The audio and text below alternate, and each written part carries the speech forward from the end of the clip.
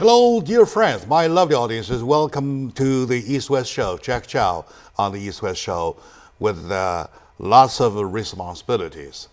I kind of like much ado about nothing, just looking around for responsibilities to put them on my shoulders to act as if I'm a hero. No, I'm kidding. I just feel so agitated by what I see. All right. And I can't stand silent. If I quote from Mike Sinfendorfer, who is the candidate for the Assemblyman California 58th District, he says, I should go back and enjoy my retired life, and I have beautiful grandchildren, and I have a lovely house and a beautiful wife, so on and so forth. Yet, unfortunately, I've seen enough. I decided I have to go out to do. Now, I decided I'm not running for anything. I'm just running for what's right. All right. So, for the hearing, for the testimony going back and forth, I believe the whole country, 305 million people, all as if they are juror members, have seen enough. So today I have invited two great friends of mine. To my right, the wonderful human being, a great lady, is a landmark of Southern California, Madam Betty Tom Chu, once an attorney, once a banker, once a mayor of Monterey Park, all times a council member of City of Monterey Park, now and executive member of the Orange County Citizen Alliance. Welcome, Madam, to the show. Thank you. And to her right is my brother by the same mother. Different mother, I think. All right, Mark Ang. Mark Ang is also an executive member of the Orange County Citizen Alliance. Of course, he himself is founder and CEO of the Asian Industry B2P. And like I said many times, he is the one putting people together who I rely upon a lot. So to both of you, welcome to the show. Thank you, Jack. You're the best. All right, thank you. All right, we all try to be the best. Like I said, I much ado kind of do about nothing.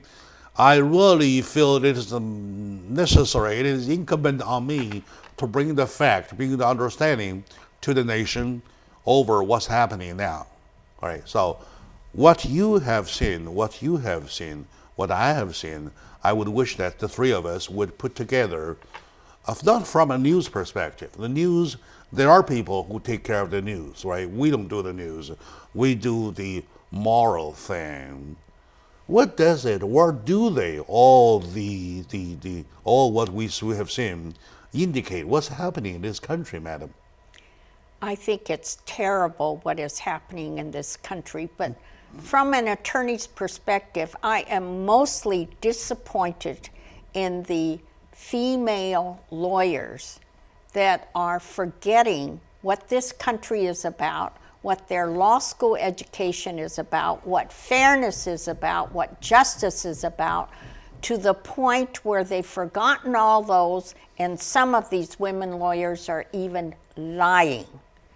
And that is of great concern because I think it does a lot of disservice to women in professions. All right. I like this statement. We're not saying who is lying. We're not pointing fingers at anybody who is wrongdoing. We are just saying lying is no good, right? And of course, later when we have time, I have to come back to you. As attorney, I would have to ask you, you as attorney would have to give me the answer from the law's perspective. So is it for free to lie, right? Do we have a price? What is the price, so on and so forth, right? Okay, to Mark, what have you seen? What gives you, what kind of a general impression of what you see? Well, my impression is that there is an agenda, obviously, and there is a group of people who would like a narrative, and this is specifically the Me Too movement, would like to fit the world into their perception of what should be. So they will lie and they will twist facts and create situations where it may seem like it's a certain way, but to push a certain agenda. But for us that are more informed and that are looking straight at the facts, we understand there's something called due process in this country, and we don't just vilify a person or put them up in the media and to ruin their lives just because we would like them to be guilty, or Very they good. look guilty, or we feel that they're guilty. Okay, I agree with you. I agree with it. That's a strong take too. Now that you mentioned the Me Too movement, though, we have Betty here, and she is the typical person to talk to because she is number one, a woman, number two, a leader, number three, she has a huge background of an attorney.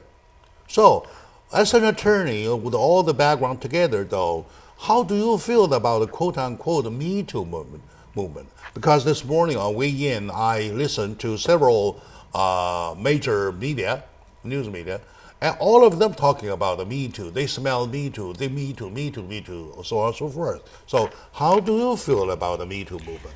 I do not believe that women can have equal rights without men having equal rights, because that's what equal means. And I think All right, that... say it again. Good. I'll say it again. Very good. Then I like to use this quotation. Go ahead. I do not believe that women can have equal rights without men having equal rights, because that's the word equal. A lot of times, the Me Too movement, many of the spokespersons and many of the people that appear on television and many of the people that are complaining, they want preferential rights. And that is not right when we are trying to go through the processes of what we're going through now in the Kavanaugh hearings. It's not right in terms of criminal prosecutions, nor even in publicity gathering, because men have a right to say what they feel is true, as well as the women have a right to be heard. In other words, to put it in simple language, though, you have your right to say what I did. I have my right to say what I didn't do. Am I right? Correct. All right. Okay. But I feel that when I listen to some of these Me Too movement individuals, as well as Roe versus Wade individuals, it's all about having preferential and lack of responsibility for some of these spokespersons. That's an even better statement to Mark.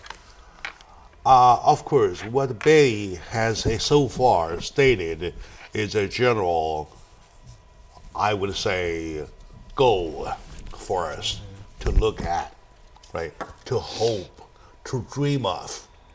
However, what we see in front of our eyes, though, do you see men has equal rights as women have? Absolutely not in this society right now.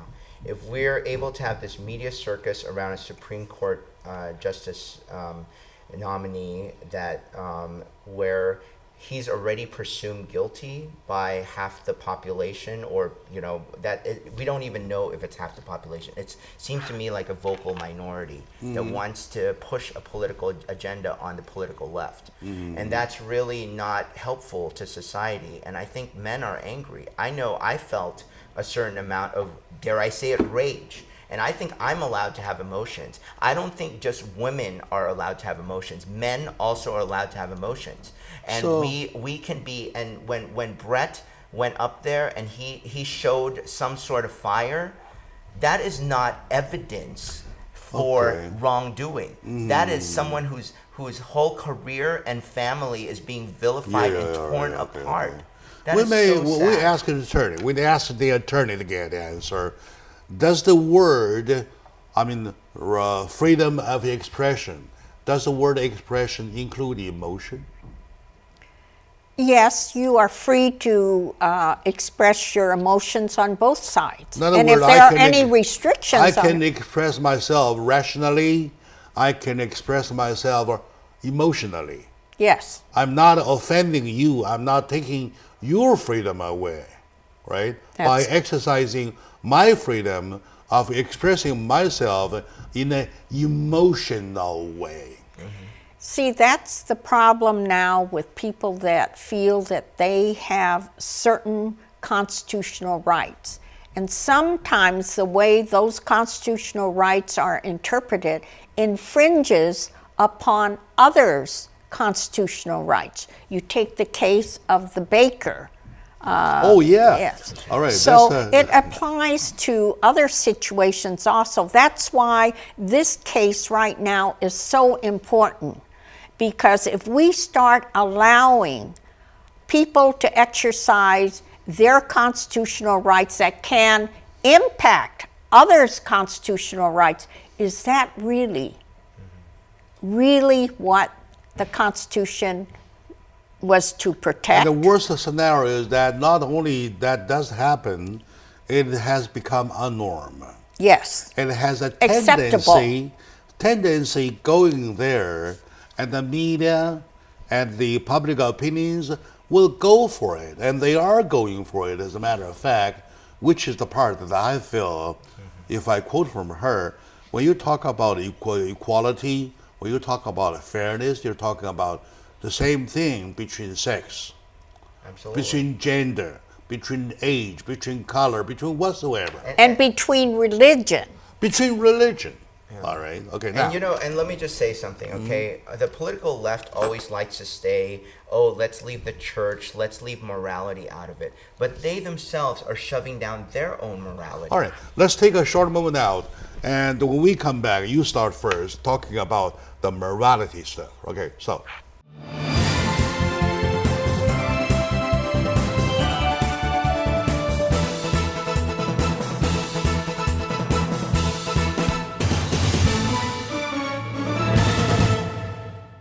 Hello, my dear friend, my lovely audiences. Welcome back to the show. On the East West Show, though, it is our custom that we always go story behind the story.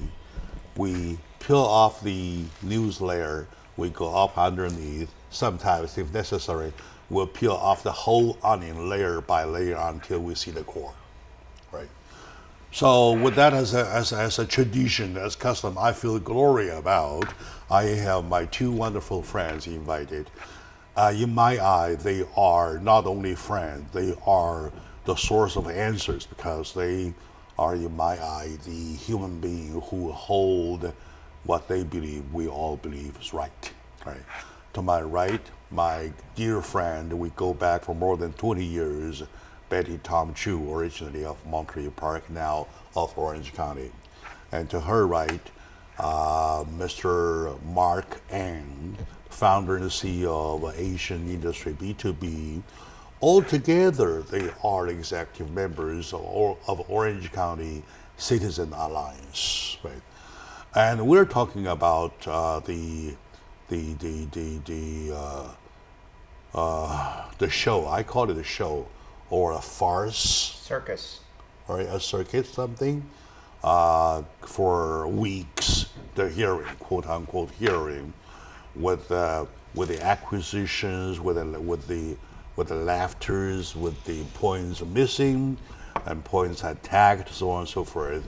However, if we call it a jury hearing, though, we have 305 million jury members.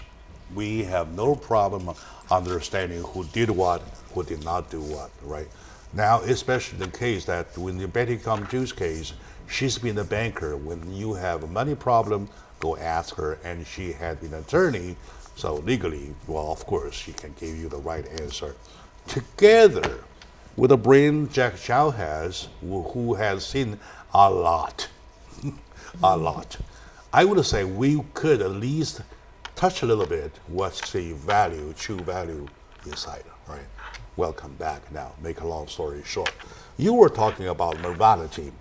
I really, really like the fact, I appreciate the fact that morality has to be discussed in a great deal in this whole issue.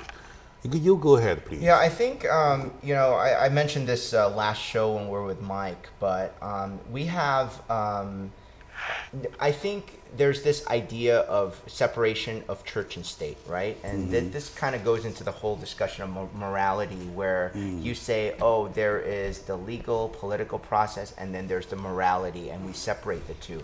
Unfortunately, now we see the repercussions of separating the two, and we are now in a society, especially here in California, with so much crime. We see what's going on this. You started the show off with lying. Lying has become the norm now of especially politicians, and we're seeing it in full display. But yet, people are so uninformed that they're not even picking up on these lies and these inconsistencies. But to the greater discussion of morality, it's really important to know that the party, the one party that is pushing against this nomination, is really in itself trying to legislate their own morality. Okay, that is a cult. It's almost like a cult, the way that they blindly follow their political leaders, even though they're doing disingenuous things. It's very interesting. Let's look at it from a societal perspective, that party is so intent on pushing for abortion. Okay, that is murder. And you know what? That's an opinion, and a lot of people may say, okay, you're pro-life. I don't agree with that. Yeah, we talk about the murder, whatever, later, another day. But the whole point is they have their own morality. And let's recognize that point first and foremost. I love the fact that the word morality is mentioned. The word morality stands for a whole lot of area we come back to talk about, right? Put it together. While still piping hot, the morality issue, I have to check with Betty. Obviously, we're here talking about two different standards, right? As a man sitting here, be your host, of course, I hold myself very high standard in my demeanor, right? In what I do. However, that doesn't mean if I show a little low demeanor, that doesn't mean I break the law. I break no laws, right? So to hold the law levels or to hold the bottom line of demeanor levels, behavior levels, though, we are obviously using bio-standard, aren't we? Number one question. Number one question. Number two question, is this a moment to hold the law standard, or is it the moment to hold the moral standard? With reference to the Kavanaugh hearing, it's a bit of both. Because you are not held to the standards of civil liability cases, nor the standard with reference to criminal standard. However, you are held at least to a morality standard, and that morality standard oftentimes in circumstances like this is, in my opinion, fairly close, although not exact, of at least the civil liability standards. In terms of there is an accusation made, there is a denial made, and what is the evidence to support the accusation, and what is the evidence to support the denial. And you weigh the two. And if one outweighs the other, then that is where it should be. Trouble, right? Yes. Okay. I do understand that. Thank you for that. A professional analysis, right, Mark? I don't know that much. I know one thing. I learned from my mother when I was very little. Mother says, if you lie, you always have to lie another lie to make your life better, right? That's very evident. And then you lie again and again and again and again until you forget to whom you said what. So that causes another lie, right? A bigger lie. So best way to do, of course, today is with the technology, things have become better. That on day 1, I like to mark this. On day 2, I like to Betty this. On the day 3, I better. And this was so obvious in Rachel Mitchell's memo, right? Okay, Rachel Mitchell just released a memo that highlighted, her findings as a prosecutor, asking Christine Ford about the events, and she found so many inconsistencies. Oh, by the way, she says they all address her as a doctor.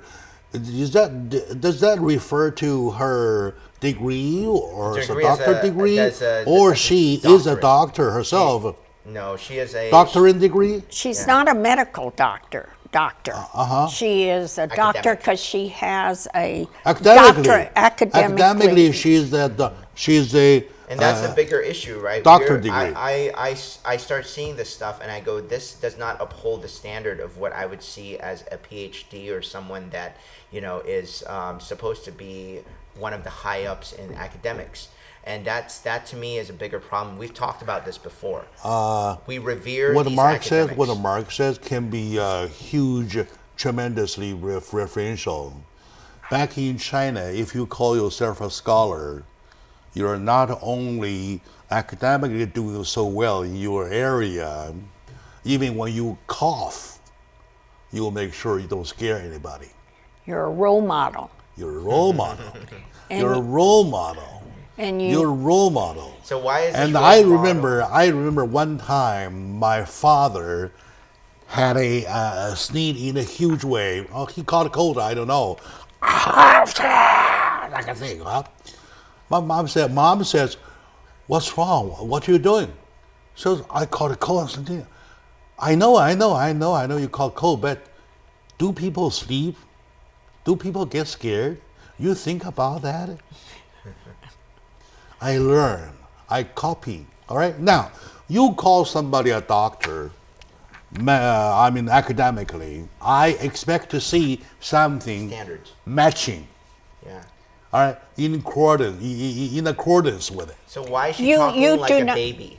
She sounds like a baby. But you do not believe that a doctor who is teaching at one of the preeminent schools in the United States, at Stanford University, with all the resources that they have, that she could not have reported this incident. She didn't know how to report this incident to Congress. Yeah. And that she could not have gotten help from the timing of 1982 because to the present time. Because she didn't ask me. If she had asked me, I will tell her how. Yeah, and it's political. I know the procedure. The bottom line is that they pick up 911, 911. And one thing too is Right. that she contacted her congressman supposedly and said she didn't know how to contact her senator. Oh, that part I didn't know. I didn't know that, that is amazing. for trouble or for something of that, you have to ask your congressman member. But remember, with her background as I know. well-known person in the field of psychology, in the field of trauma. The best school on the global earth. No, but listen to this. She did not know how to be treated so that she could not have all of this building up in her where she doesn't remember all of these elements. We are taught. No. It's not hard. It is not hard. Well, she may be so scared not to remember, right? But in the letter to the Senate, right, the Senate committee, she says she sought medical aid. Yes. Right? Go check the medical record. It has not only date, but also time, doctor who rendered the service, and even medication, prescriptions. And here we actually have therapist notes from 2012 and 2013, but none of those notes actually named Brett. No. Back then, she said, Back then, there is the original. No, she doesn't say. She leaves it open as to when. Ah, okay. Anyway. And I find that the letter was very cleverly written so that there was wiggle room in terms of the evidentiary. In other words, you want to go versus the timeline. The timeline is very, very misky. Yes. Right? Musky, yeah. Right? It's murky. So you don't have a precise timeline.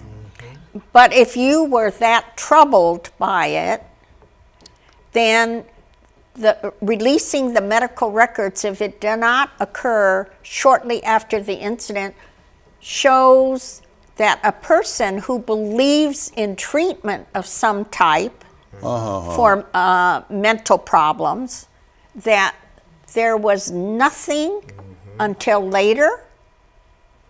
There are too many inconsistencies in all of this that, I like to give benefit of the doubt because, I can understand and I can say this for a fact. All right. I can sympathize with all the pain that she is going Okay, through. all right. My dear friends, my lovely audience, ladies and gentlemen, well, my dear fellow Americans, we are all more or less educated. I didn't go to Harvard because I wasn't that lucky. Well, I know some kind of, I went to some libraries. I read some books. I had a nice mother. I had a good father. They all teach me. My friends teach me. I learn. I know what to do, what not to do. Those are the very basic. For you as a human being, as long as you keep in mind what to do, what not to do, you're a doctor already in my eye. Most of the cases, they do not know. All right, my dear friends, let's take a very short moment. I'm getting excited again. I need a break. We'll come back to continue.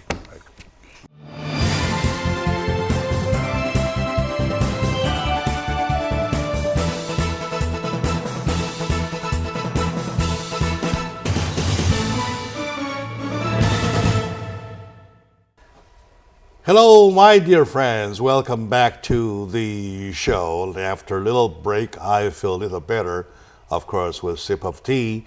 With my friend Betty Tom Chu and Mark Ang, we really want to, we don't want to find who's right, who's wrong, all right?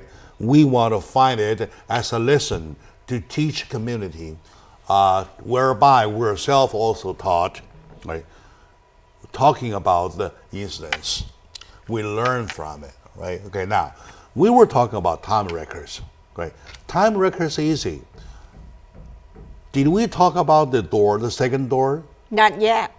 Not yet, right? Okay, take the second door. What's your take about second door? You were in the city for so many, many years, right? Yes. For somebody to add a door to the house, so what do? You tell me, please. They have to go through a permit process with the city. Now, my question is, the door did not happen until 2012, presumably after 2012, because that's why 2012 they went to the therapist. So if you look at it, all those years from the time she graduated from high school or from the time of the incident in 1982, all the way to 2012, did she have a residence or a place of dwelling with two front doors? And if she did not, then how was she able to survive to be able to get 2 graduate degrees and 1 doctorate degree and be successful in teaching at one of the most preeminent universities? And yet does not know how to file a claim in the case when she was sexually insulted. Right.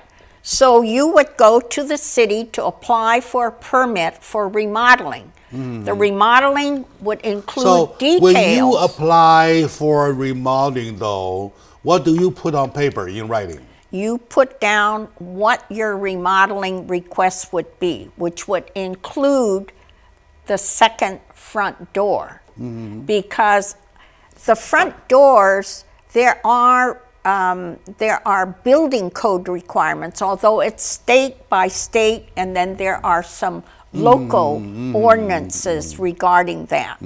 But you should be able to trace those records to find out. Down to the very bottom line, though, does the application require a name? The name of the applicant, the address of the premises. Of the property. Yes. And does it require a date? Yes, All right. it does require. Interesting, And right? it also, when the remodeling is completed, it requires a certificate showing Of that completion. all of completion. All right, now. And this is standard across different states. Yes, But- because but- that's what they have called a uniform building code. It was prevailing at least the time you left the Monterey Park City Council. Oh, the building code requirements have been in for a long, long time, before I even owned my first home in the 1960s. So I it see. preceded, it precedes. And Mark, I read something, and people wrote something on the internet saying that opening the front door, for the second front door, sometimes, always, or sometimes for the purpose of renting. Renting. That's correct. Most of the time, illegal renting. So that's why they need a second access to the house. That is absolutely correct, and that Does it is relate what to- the cities look at. Yeah. Does it relate to the fact that somebody who has the fear of a human being, another human being, coming into the house to attack her? No, generally it does not. All right, good. All right, good. My dear audience, we're not helping anybody with the evidences. We're just helping ourselves understanding. As one of the 305 million juror members, we want to say what we want to say. After the case, well, we're free to discuss anyway. Well, Jack, I think that if they want to do their research on the internet, and we all realize that not everything on the internet is true, but there is a website that indicated that the front door was installed, the second front door was installed in some years preceding 2012. So there is some conflict then with her testimony as to the reason why she went to couples therapy. I have one saying here, 2008. That was what I read also. Well, anyway, that's proceeding enough. That the FBI should be able to clear that up. And the FBI should be able to trace her medical records if she is willing to disclose.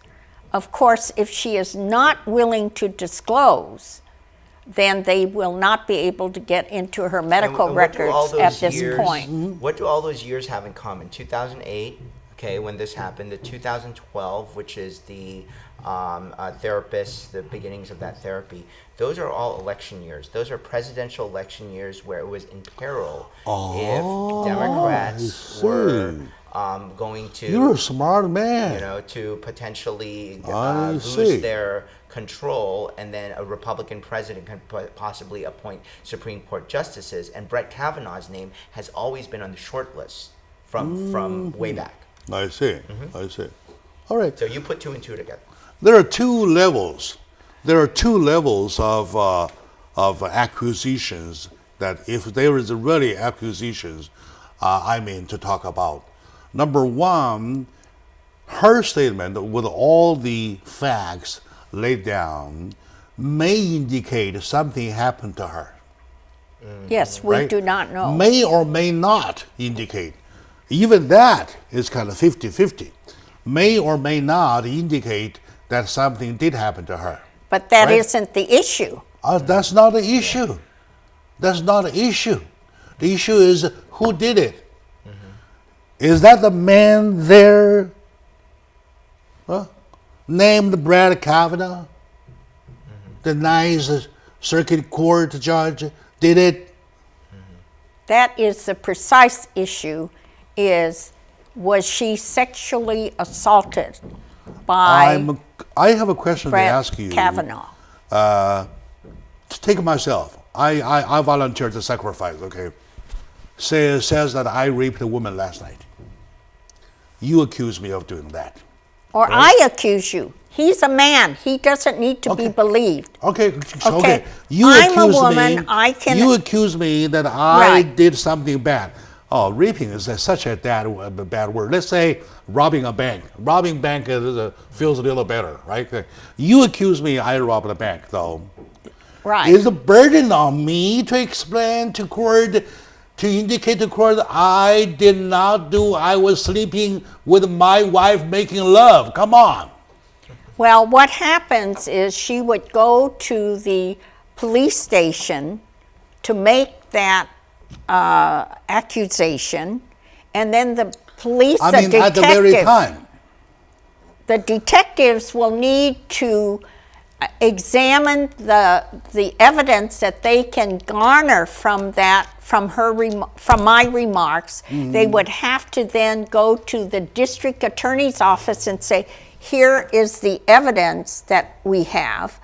We could not find Jack's DNA there. We could not find any witnesses that indicate that a robbery occurred at the bank. And the district attorney then makes a decision to file a criminal complaint or not against me. In addition Until to that, then, right? I'm a free man. Am I right? Yes. Right?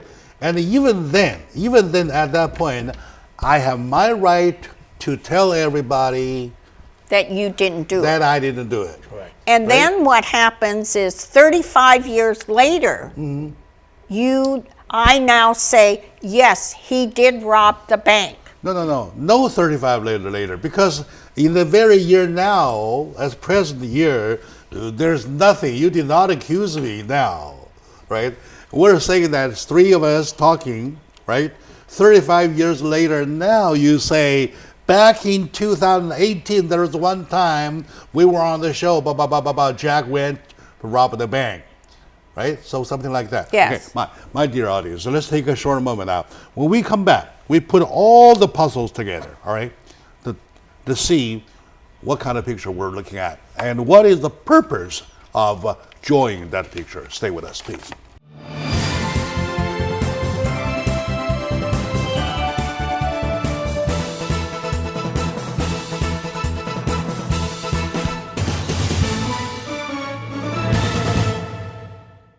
Hello, my dear friends, my lovely audience, my dear sober-minded fellow Americans.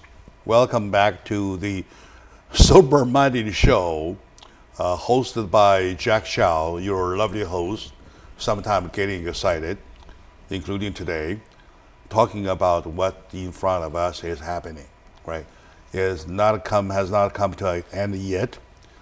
We would either see Kavanaugh denied, or see went to the court. I mean, the Supreme Court started as of yesterday with a 4-4. All right, okay, now, with me talking about what's happening is my good friend Mark Ang, founder and CEO of the Asian Industry B2B, also the executive member of Orange County Citizen Alliance.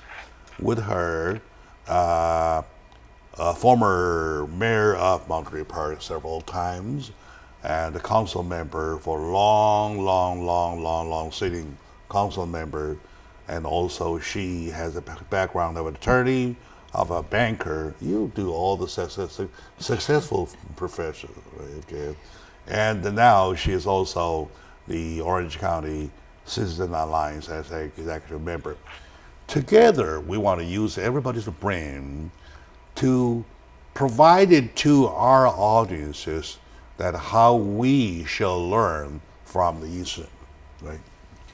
Like I said, we're not speaking on anybody's behalf. We're not saying who did what or who did not do what, right? We're just saying that suppose what she says was right, though, it would at the most indicate something happened to her, right? and has totally nothing to do with the current issue, whether Brett Kavanaugh qualified or not for a Supreme Court judge. Okay. It is simply understood like this. My question to you and to you is, why a whole country would spend so much efforts, money, time on the two issues that are never related? Like say you said, Jack Zhao, somebody robbed the bank, right? And then Jack Zhao said, I never do it. You're robbing bank story with Jack Zhao as a host though. There are two different stories and the whole nation talking about it.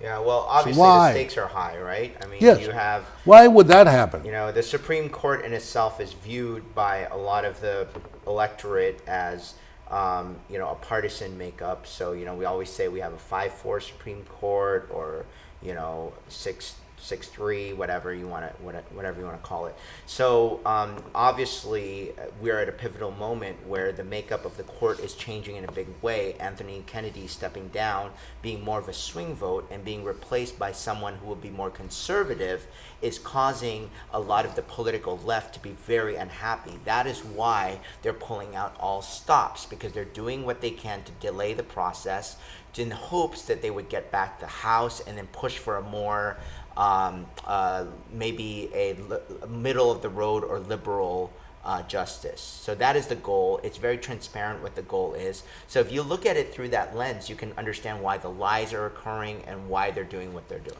You are wasting your time, because that whole thing you explained is very common. That's on the book, right? My point is that why they, when you go to circuit, right? You go to good ones, you go to better ones, right? When you see to magic shows, you see good magicians, right? Okay. And this is dirty playing, low class playing. That's right. Yeah. It's out of Why would we desperation. allow the low class playing? Because ends don't meet. That's what they believe in. The ends justify the means. And also, I'm going to ask you the question, like I said in the very beginning. As attorney, I hope that you will give you as attorney will give me the answer, right? You write me a letter saying that I write the letter to indicate that Jack Zhao is a good man of good quality or good whatsoever, under the penalty of perjury by California law. When you do such a small thing, you do that declaration. Am I right?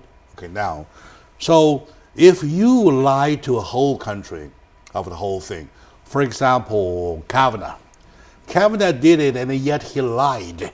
He say, I didn't do it, right? And she may say, well, as a matter of fact, nobody did it. And she said, he did it. Or could be he lies. So we just let the whole matter go No. without having anybody punished?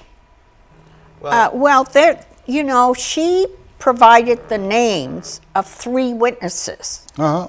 They did submit declarations under penalty of perjury. Mm-hmm. They will go to prison if they lied about it. All right. And they said, we never saw anything like that happen. That was in 2 declarations, the 2 men.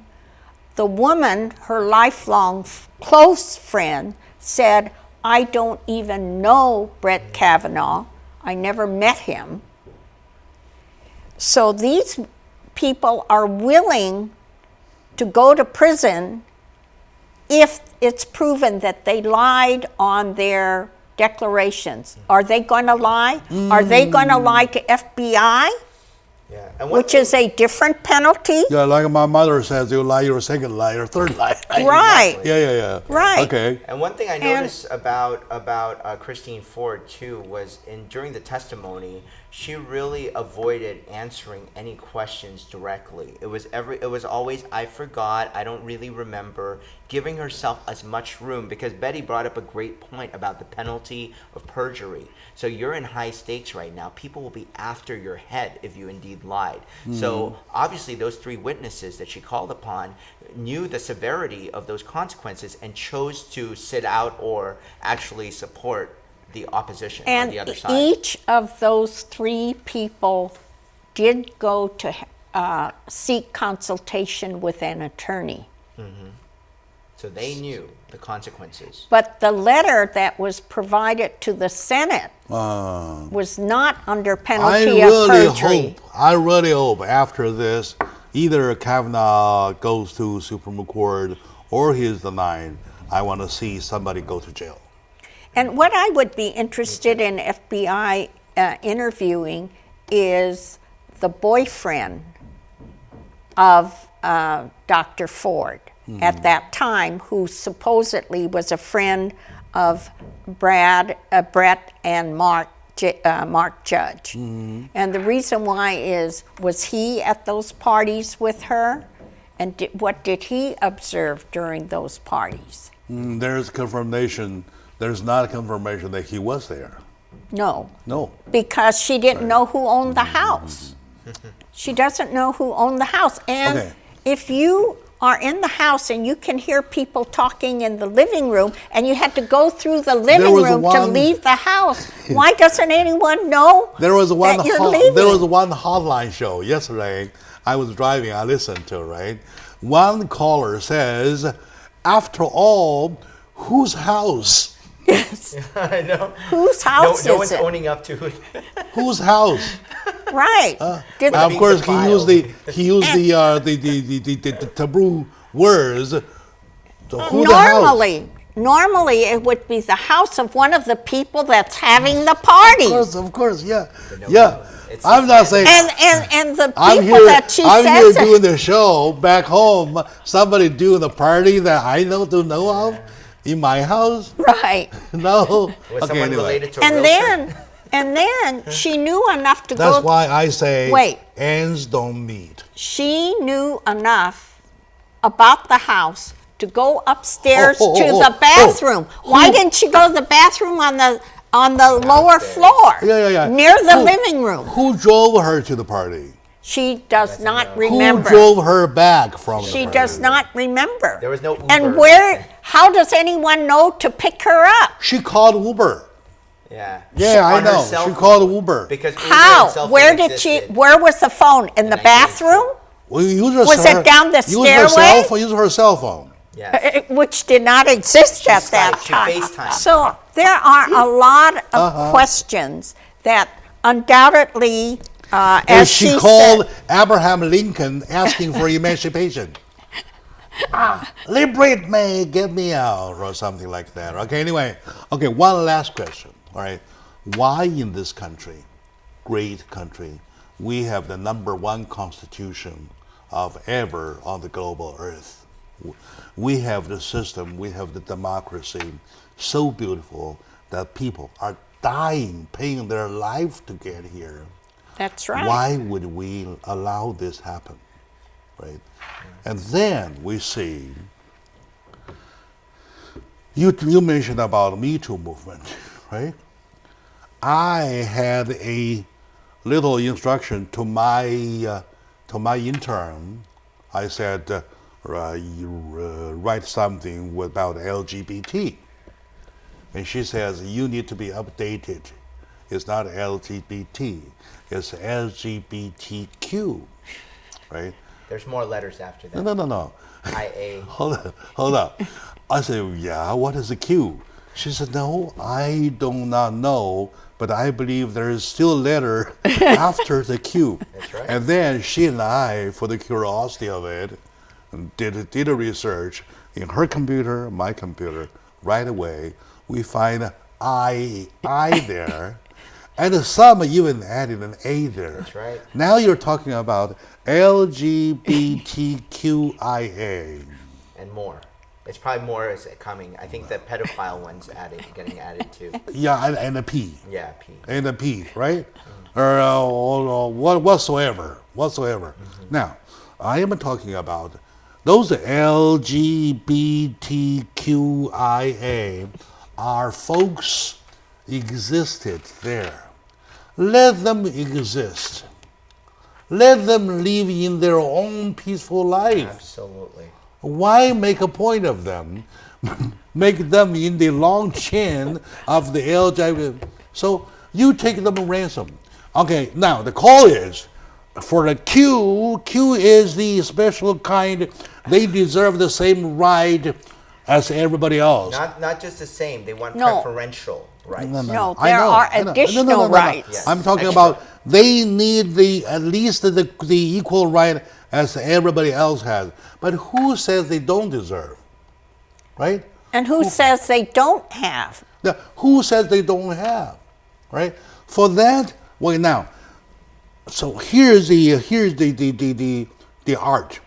The artfulness, the artwork is that whenever I pick up something, I believe, I challenge you, you dare not say no. If you say no, And it's you are bullying. discriminating. Right. It's I give you an bullying. example. I make a law, say everybody who has a 6 finger shall deserve the same right as people who have 5. Right. Of course. You want to say no? No, I mean you're bullying me, saying Yeah, I'm bringing you. I'm trapping you. But So- that means that you have a freedom of expression, but he does not. Yeah, I know. that is That's what why. the political That left back is to the doing. point that we are taking ransom. It's abduction here, Yes. right? I think that Now the back to politically correct now is back not to freedom of now expression. back to the Me Too movement. I would once again use your quotation. Thank you very much. You want to give me for free, right? You're not going to charge me, right? No.